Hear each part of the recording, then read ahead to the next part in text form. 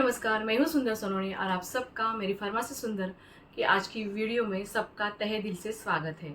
आज एक हम महत्वपूर्ण विषय पर चर्चा करने वाले हैं, यानी कि यूरिक एसिड क्या होता है, यूरिक एसिड के नॉर्मली फ़ायदे क्या हैं, नुकसान क्या है और उनके घरेलू नुस्खे कौन से हैं जिसके कारण यूरिक एसिड को हम कंट्रोल कर सकते हैं, और कौन सी दवाइयाँ हैं डॉक्टर प्रिस्क्राइब करते हैं, और कौन से हमें प्रिकॉशंस और प्रिवेंटिव टिप्स फॉलो करने हैं, इसके बारे में हम आज सविस्तर से चर्चा करने वाले हैं।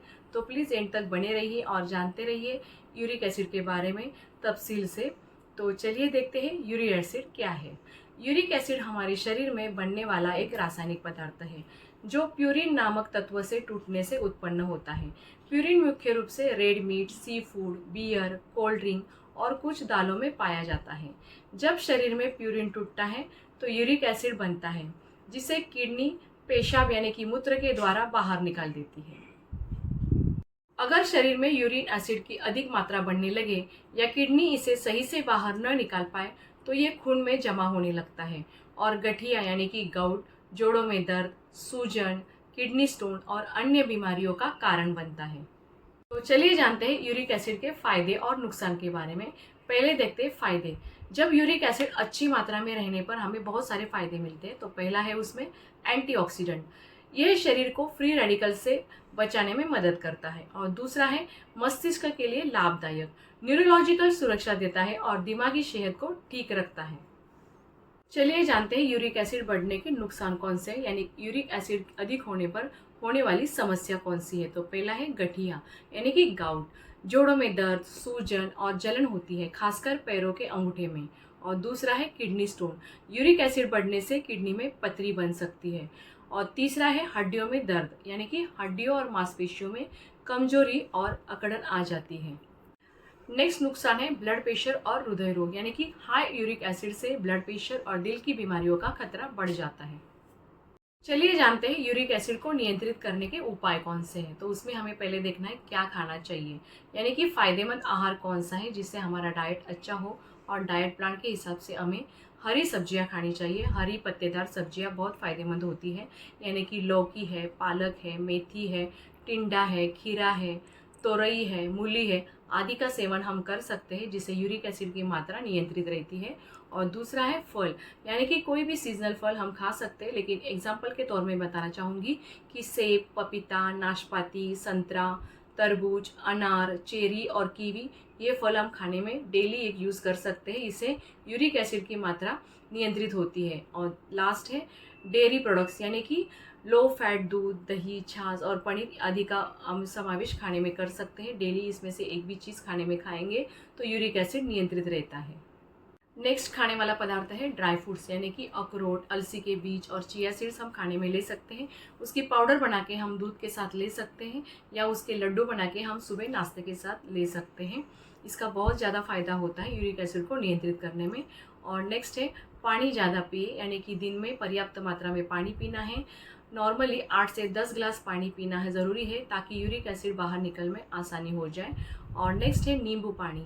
नींबू में विटामिन सी होता है जो यूरिक एसिड को नियंत्रित करता है। तो नॉर्मली सुबह सुबह उठ के हम गुनगुने पानी में नींबू निचोड़ के पियेंगे तो ये नॉर्मली हमारे यूरिक एसिड है जो नियंत्रित करने में बहुत फ़ायदेमंद होता है।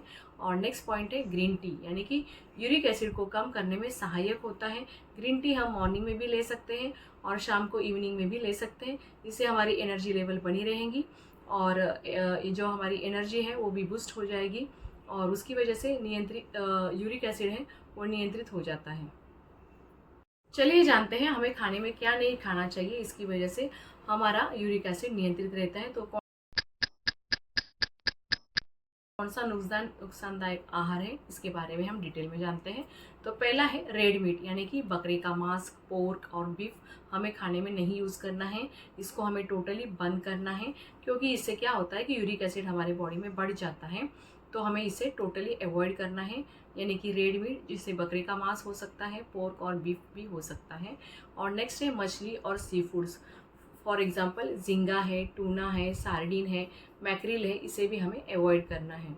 और नेक्स्ट है बियर और शराब, ये यूरिक एसिड को तेज़ी से बढ़ाता है, इसके लिए बियर और शराब को भी हमें टोटली अवॉइड करना है, इससे दूर रहना है, इससे बचना है हमें। फास्ट फूड और तला भुना खाना नहीं खाना है, ज़्यादा डीप फ्राई चीज़ें खाने में नहीं इस्तेमाल करनी है, बाहर का खाना टोटली हमें इग्नोर करना है, कोल्ड ड्रिंक्स, सॉफ्ट ड्रिंक्स और ज़्यादा चीनी वाले जूस जो पैक बंद होते हैं उसे भी हमें खाने में नहीं यूज़ करना है। ये भी यूरिक एसिड बनाने में काम करता है, इसके लिए यूरिक एसिड नियंत्रित करना है, तो ये सब चीज़ें हमें खाने में नहीं लेनी है, इसे हमें टोटली अवॉइड करनी है। चलिए जानते हैं यूरिक एसिड को कम करने के घरेलू उपाय कौन से हैं। उसके साथ मैं आपको उसके फ़ायदे भी बताऊंगी और वो कब लेना है इसके बारे में भी डिटेल जानकारी देने वाली हूँ। तो प्लीज़ एंड तक बने रहिए और जानते रहिए कि कौन सी चीज़ें हमें घर की होती है नॉर्मली, उसे हम यूज़ कर सकते हैं, यानी कि घरेलू उपाय कर सकते हैं जिसके कारण हमारा यूरिक एसिड नियंत्रित हो सकता है। तो पहला है नींबू पानी। नींबू पानी हम हर दिन सुबह खाली पेट लेना चाहिए, इससे बहुत सारे फ़ायदे होते हैं और यूरिक एसिड भी नियंत्रित रहता है। नॉर्मली सुबह के उठ के खाली पेट हम गुनगुने पानी में नींबू निचोड़ के पियेंगे तो उसका बहुत सारा फ़ायदा होता है। और नेक्स्ट है गिलोय का काढ़ा।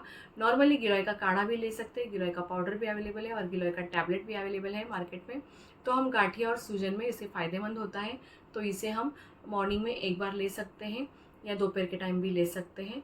और नेक्स्ट है अजवाइन और सौंफ का पानी।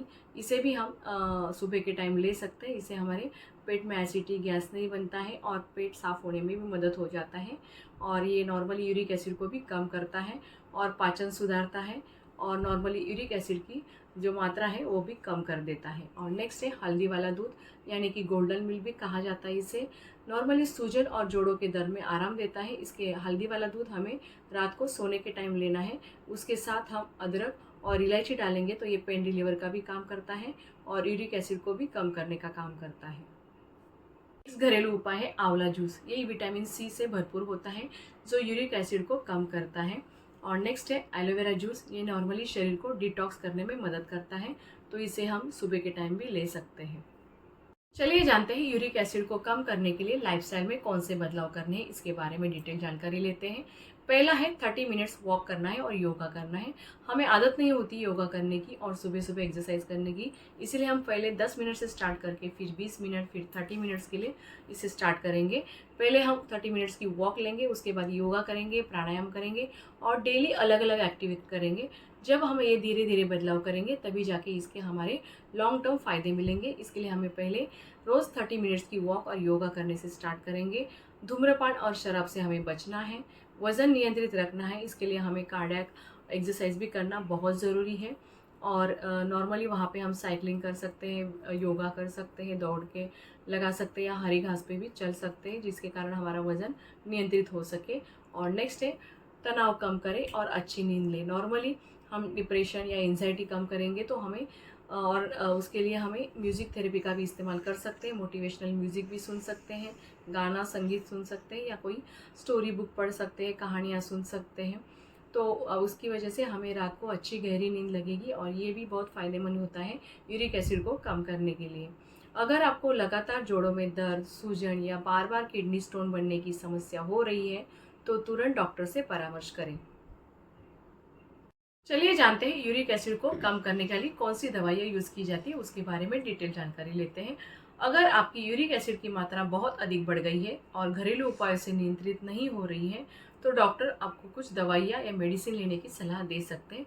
तो उसमें पहला आता है एलोपैथिक दवाइयाँ, यानी कि एलोपैथिक मेडिसिन। नॉर्मली पहला आता है एलोप्यूरिनॉल, यानी कि इसका एग्जाम्पल है झाइलोरिक, लोपुरिन और यूरिक्टोस। ये नॉर्मली दवाई यूज़ की जाती है। ये शरीर में यूरिक एसिड के उत्पादन को कम करने में मदद करते हैं। और दूसरा है फेबुक्सोस्टैट, उसका एग्जाम्पल है फेबुरिक, एलोरिक और फेबुस्टेट। ऐसी दवाइयाँ यूज़ की जाती है। नॉर्मली ये फेबुस्टेट जो है वो 40 और 80 स्ट्रेन में अवेलेबल है मार्केट में और फेबुरिक भी 40 और 80 स्ट्रेन में अवेलेबल है। ये उन लोगों को दी जाती है जिनके शरीर में एलोप्यूरिनॉल को सहन नहीं कर पाता, उनके लिए ये प्रिस्क्राइब किया जाता है। और दूसरा है कोल्सिसिन, ये नॉर्मली कोलिक्राय और मिटीगेयर। ये दवाई नॉर्मली गाठिया यानी कि गाउट अटैक के दौरान सूजन और दर्द को कम करने के लिए दी जाती है। और प्रोबेवेनिसिड जो है ये किडनी को यूरिक एसिड से बाहर निकालने में मदद करता है। तो नॉर्मली ये दवाई हमें अपने मन से नहीं लेनी है, जब डॉक्टर इसे प्रिस्क्राइब करते हैं तभी हमें इसका पूरा कोर्स कंप्लीट करना होता है। तो प्लीज़ याद रखिए, डॉक्टर की सलाह से कोई भी दवाई लेनी है, अपने मन से दवाई नहीं लेनी है। नेक्स्ट दवाई है NSAID, यानी कि नॉन स्टेरॉयडल ड्रग होते हैं नॉर्मली। उसमें एग्जांपल के तौर में बताना चाहूँगी कि आइबुप्रोफेन आता है, नेप्रोसेन आता है और इंडोमेथासिन आता है। उसमें आइबुप्रोफेन जो होता है वो 200, 400 और 600 स्ट्रेंथ में अवेलेबल है, और नेप्रोसेन जो है वो 250 और 500 स्ट्रेंथ में अवेलेबल है, और इंडोमेथासिन ये नॉर्मली 25 और 75 स्ट्रेंथ में अवेलेबल है और एक कैप्सूल फॉर्म में अवेलेबल होता है। इसका फ़ायदा नॉर्मली गठिया से होने वाले दर्द और सूजन को कम करने के लिए दी जाती है। और नेक्स्ट है स्टीरॉयड्स यानी कि प्रेडनिसोलोन, ये भी 5 और 10 स्ट्रेंथ में अवेलेबल है। गंभीर मामलों में यूरिक एसिड के कारण होने वाली सूजन के लिए ये दी जाती है। तो आपको एक ध्यान देना बहुत ज़रूरी है। चेतावनी के तौर पर मैं बताना चाहूँगी कि ये जो भी सभी दवाइयाँ हैं डॉक्टर की सलाह के बिना न लें, क्योंकि इन दवाई के कुछ साइड इफ़ेक्ट्स भी हो सकते हैं। इसके लिए डॉक्टर से प्रिस्क्रिप्शन से ही दवाई का इस्तेमाल करें, अपने मन से ये दवाई ना लें। चलिए जानते हैं आयुर्वेदिक और हर्बल दवाइयों के बारे में, जो डॉक्टर भी प्रिस्क्राइब करते हैं और हम भी ले सकते हैं जब भी हमें इसे ज़्यादा ज़रूरत होती है, यूरिक एसिड ज़्यादा बढ़ जाता है तो हम इसे ले सकते हैं। पहला है पुनर्नवा, यानी कि पुनर्नवा चूर्ण भी अवेलेबल है मार्केट में। ये किडनी को मजबूत बनाकर यूरिक एसिड कम करने के लिए मदद करता है। और दूसरा है गिलोय, नॉर्मली गिलोय जूस और टैबलेट फॉर्म में अवेलेबल है। शरीर को डिटॉक्स करने का और सूजन कम करने के लिए मदद करता है। और त्रिफला चूर्ण भी टैबलेट में भी अवेलेबल है और पाउडर फॉर्म में भी अवेलेबल है। यूरिक एसिड को कंट्रोल करने और पाचन तंत्र को सुधारने के लिए मदद करता है। नेक्स्ट आयुर्वेदिक है gokshura powder, normally kidney health को सुधारता है और यूरिक एसिड को कम करता है। और अगला है नीम और तुलसी का रस, नॉर्मली ये प्राकृतिक रूप से यूरिक एसिड को नियंत्रित करता है। चलिए जानते हैं यूरिक एसिड को कंट्रोल करने के लिए घरेलू नुस्खे कौन से हैं, इसके बारे में डिटेल जानकारी लेते हैं। पहला है पानी ज़्यादा पिए, पानी पर्याप्त मात्रा में पीना चाहिए। डेली 8 से 10 ग्लास पानी डेली पीना चाहिए ताकि शरीर में यूरिक एसिड बाहर निकाल सके। और दूसरा है नींबू पानी, ये शरीर को डिटॉक्स करता है और यूरिक एसिड को कम करता है, इसके लिए सुबह सुबह इसे गुनगुने पानी में लेना चाहिए। और नेक्स्ट आता है बहुत इंपॉर्टेंट पॉइंट है ये, सेब का सिरका यानी एप्पल साइडर विनेगर वो बोलते हैं उसे। 1 गिलास पानी में 1 चम्मच मिलाकर इसे रोज़ पिए। इसके बहुत सारे फायदे होते हैं और यूरिक एसिड में कम करने में बहुत फ़ायदा होता है। नेक्स्ट घरेलू नुस्खा है आंवला जूस, यानी कि ये विटामिन सी से भरपूर होता है जो यूरिक एसिड को नियंत्रित करता है। और नेक्स्ट घरेलू नुस्खा है हल्दी वाला दूध, यानी कि गोल्डन मिल्क भी कहा जाता है। ये सूजन और दर्द में राहत देता है। अजवाइन और सौंफ का पानी, ये भी पाचन सुधारता है और यूरिक एसिड को कम करता है, इसीलिए इसे सुबह के टाइम लेना चाहिए, बहुत फ़ायदेमंद होता है ये। और अगर यूरिक एसिड बहुत ज़्यादा बढ़ रहा है और जोड़ों में ज़्यादा दर्द या किडनी में ज़्यादा समस्या हो रही है तो तुरंत डॉक्टर से संपर्क करें। दोस्तों, मुझे उम्मीद है कि ये जानकारी आपके लिए उपयोगी रही होगी।